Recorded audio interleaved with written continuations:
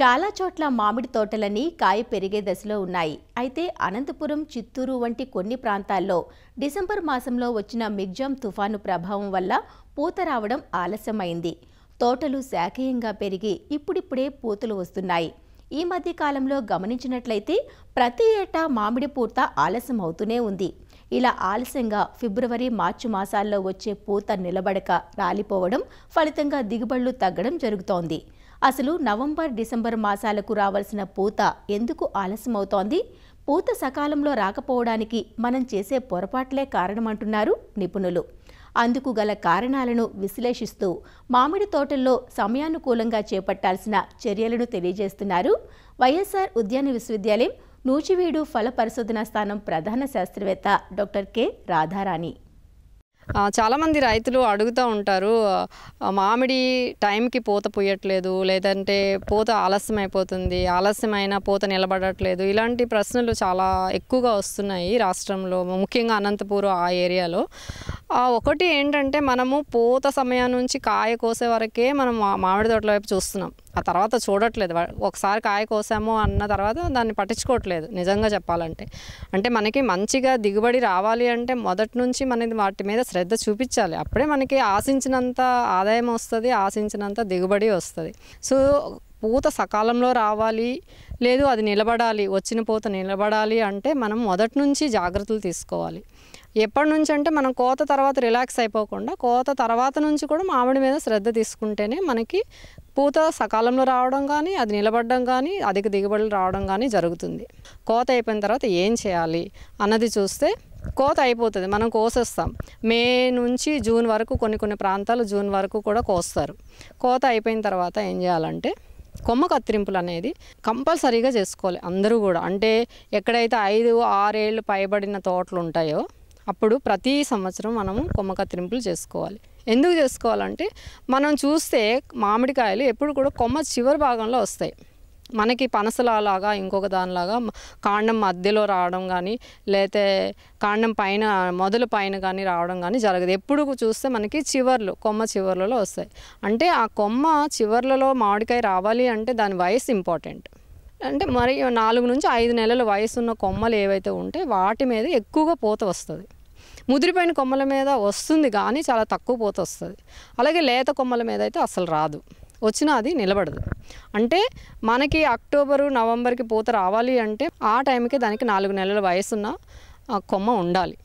So దానికి 4 నెలల వయసున్న కొమ్మ ఉండాలి అంటే మనం హార్వెస్ట్ చేసిన వెంటనే కొమ్మ కత్తిరింపులు చేసుకుంటే మనకి వర్షం పడుతుంది. వెంటనే వర్షం పడిన తర్వాత కొత్త చిగుర్లు వస్తాయి. ఆ చిగుర్లు మనకి అక్టోబర్ టైంకి అంటే పూత వచ్చే టైంకి 4 నెలలు వయసు ఉంటుంది. అప్పుడు మనకి పూత వచ్చే అవకాశం 90% ఉంటుంది. అయితే ఈ కొమ్మ కత్తిరింపులు చేసినప్పుడు ఎలా చేయాలంటే, కొమ్మ కత్తిరింపుల ముఖ్య ఉద్దేశం ఒకటి ఏంటంటే కొత్త కొమ్మలు ఏర్పరచడానికి. అలాగే అడ్డదిడ్డంగా పెరిగిన కొమ్మలు ఉంటాయి, కొన్నిసార్లు ఎండిపోయిన కొమ్మలు ఉంటాయి, అవన్నీ కూడా అనవసరం. ఎండిపోయిన కొమ్మలు దేనికి పనికిరావు, పురుగులకి ఆవాసం కల్పించడానికి తప్పితే దేనికి పనికిరావు. సో ఎండి కొమ్మలు తీసేయాలి, అడ్డదిడ్డంగా పెరిగిన కొమ్మలు తీసేయాలి.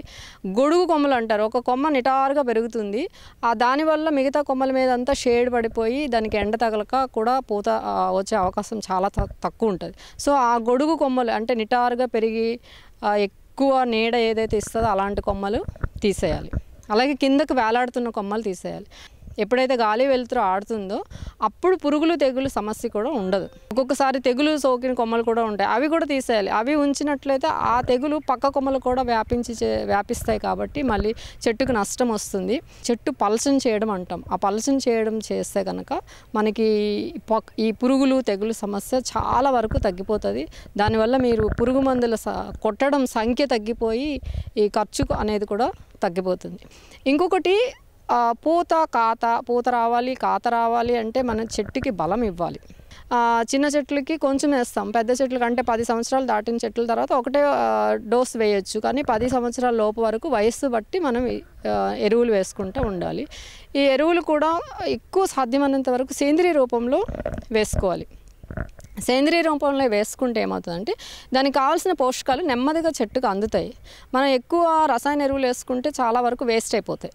ఎందుకంటే భూమిలో అవి కరిగితే మొక్క తీసుకోగలదు, అవి కరగక అలాగా గట్టిగా ఉండిపోవడము, వేస్ట్ ఎక్కువ అయిపోతుంది.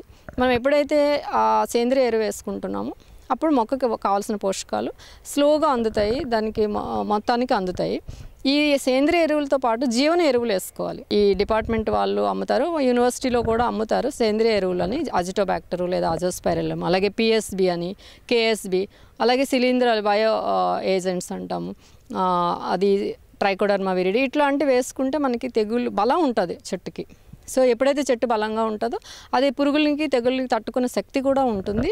ఈ ఎరువులు మనం 2 సార్లు వేసుకోవచ్చు. వర్షాకాలంలో ఒకసారి వేసుకోవచ్చు. మీకు నీటి వసతి ఉంటే కనుక అక్టోబర్ లేదా నవంబర్ ఆ టైంలో కూడా వేసుకోవచ్చు.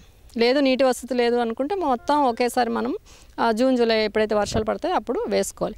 ఎరువులు వేసినప్పుడు కూడా ఎప్పుడు పైన వేయకూడదు. ఒక చెట్టు చుట్టూ కూడా దాని కనపి అని ఉంటుంది, కనపి ఎక్కడి వరకు ఉంటుందో దాని చుట్టూ గాడిలాగా తీసి ఆ గాడిలో వేసి అప్పుడు మట్టితో కప్పేయాలి.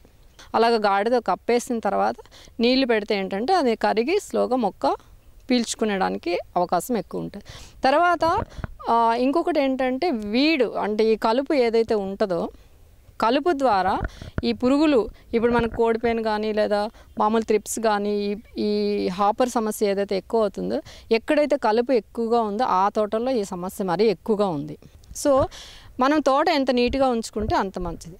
కానీ రైతులు అడుగుతారు, ఇన్నిసార్లు దున్నాలంటే మాకు చాలా ఖర్చు అయిపోతుంది, లేబర్ దొరకట్లేదు అని చెప్తూ ఉంటారు. దానికి కూడా ఒక పరిష్కారం ఉంది. ఇప్పుడు వర్షాకాలం వచ్చినప్పుడు 1 లేదా 2 సార్లు దున్నిన తర్వాత మనం ఏదైనా పచ్చి రొట్టె ఎరువు వేసేస్తే మనకి ఈ వీడి సమస్య అనేది ఉండదు. ఈ పచ్చి రొట్టె ఎరువు వేయడం వల్ల ఏంటంటే భూసారము పెరుగుతుంది, ఈ వీడి సమస్య ఉండదు. అంటే మనం జూలైలో మీరు పచ్చి రొట్టె వేసారనుకోండి, దున్నిన తర్వాత ఒక 60 రోజుల తర్వాత మనం దాన్ని మళ్ళీ కట్ చేసి వెనక్కికే మళ్ళీ దానికి వేసేస్తే అది మల్చింగ్ లాగా పనిచేస్తుంది. అది కుళ్ళిపోయి ఎరువులాగా ఏర్పడి భూమికి సారవంతం పెరుగుతుంది.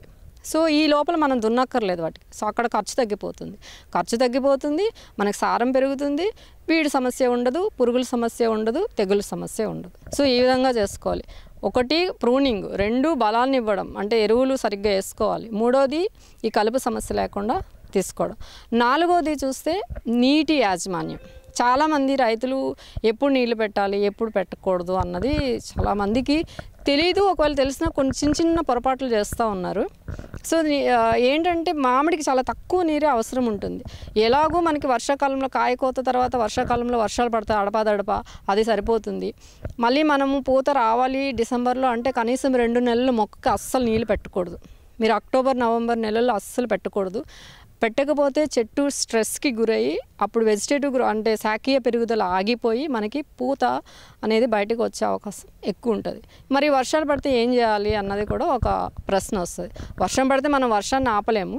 ఒకవేళ ఆ టైంలో మనకి చిగురులు ఏమైనా కనిపించండి, ఆ చిగురులు మనం తుంచేసేస్తే ఆ పాత కొమ్మ నుంచి మనకి చిగురు వచ్చే అవకాశం ఉంటుంది. చాలామంది రైతులు పూత వచ్చేసి పిందె అయిపోయి పిందె పెద్దదయ్యే వరకు అంటే నిమ్మకాయ సైజ్ అయ్యే వరకు కూడా నీళ్ళు పెట్టట్లేదు. అలా చేయకూడదండి. ఎందుకంటే పూత వచ్చి చిన్న ఆవగింజంతలాగా మనకి సెట్ అయిందంటే అప్పటి నుంచి నీటి తడి ఇవ్వడం స్టార్ట్ చేయాలి. అంటే ఒకేసారి నీళ్ళు ఎక్కువ ఇస్తే దానికి షాక్కి గురైపోయి ఉన్న పూత రాలిపోయే అవకాశం ఉంటుంది. కాబట్టి ఫస్ట్ నీటి తడి ఇచ్చేటప్పుడు కొంచెం తక్కువ ఇవ్వాలి. గ్రాడ్యువల్గా పెంచుకుంటూ మనం అంటే దానికి నెసెసిటీ బట్టి మనము 15 రోజుల నుంచి 20 రోజుల వ్యవధితో అంటే మన సాయిల్ బట్టి, ఇసుక నేల అనుకోండి కొంచెం ఇసుక ఎక్కువ ఉన్న నేల 15 రోజులకి ఇస్తాం. తక్కువ ఉన్న నేల అనుకోండి కొంచెం నీరు నిలుపుకునే సామర్థ్యం ఉన్న నేలలు అయితే 20 రోజులు లేదా 25 రోజులకు ఒకసారి కూడా ఇవ్వచ్చు. లేదా బఠానీ సైజు ఉన్నప్పటి నుంచి మనం నీళ్ళు తడి స్టార్ట్ చేసి ప్రతి 20 రోజులకు ఒకసారి మాత్రమే ఇస్తే సరిపోతుంది. మళ్ళీ ఎప్పటి వరకు ఇవ్వాలి అంటే కోతకి 1 నెల ముందు ఆపేయాలి. మీరు కోత వరకు ఇచ్చారనుకోండి తీపి శాతం తగ్గిపోతుంది, చప్పగా అయిపోతాయి, షుగర్స్ అన్నీ కూడా డైల్యూట్ అయిపోయి మనకి చప్పగా ఉంటాయి కోసిన తర్వాత. అందుకే కోతకి 1 నెల 15 రోజుల ముందు నుంచి నీటి తడిలో ఆపేయాలి. ఇంకా ఏం చేస్తాను, పూత వచ్చిన తర్వాత పిందె రాలిపోవడం అవన్నీ జరుగుతుంటాయి. ఎందుకంటే పురుగులు వచ్చినా పిందె రాలిపోతుంది. సో మనము పురుగు మందులు కూడా ఎక్కువ స్ప్రే చేసేస్తున్నారు. ఇప్పుడు వచ్చే హై మాలిక్యూల్స్ ఎన్నిసార్లు అంటే మేము చెప్పిన రికమెండేషన్ కన్నా డబల్ చేస్తున్నారు. దానివల్ల ఏమవుతుందంటే పురుగులు ఆ పెస్టిసైడ్కి తట్టుకునే శక్తిని తొందరగా పెంచేసుకుంటున్నాయి. కాబట్టి మనం ఎన్నిసార్లు కొట్టినా అవి కంట్రోల్ అవ్వట్లేదు. కాబట్టి ఎప్పుడు కూడా స్టార్టింగ్ హై కాన్సన్ట్రేటెడ్ పురుగు మందులకు వెళ్లకుండా మనం ఈ పద్ధతులన్నీ అవలంబించి నీమ్ ఆయిల్ చాలాసార్లు ఇప్పుడు ఎండు పుల్లల మీద పగుళ్ళలోనూ కూడా చెట్టు మీద పగుళ్ళలో ఉంటే కూడా పురుగులు దాని జీవిత చక్రాలు కంప్లీట్ చేసుకుంటూ ఉంటాయి.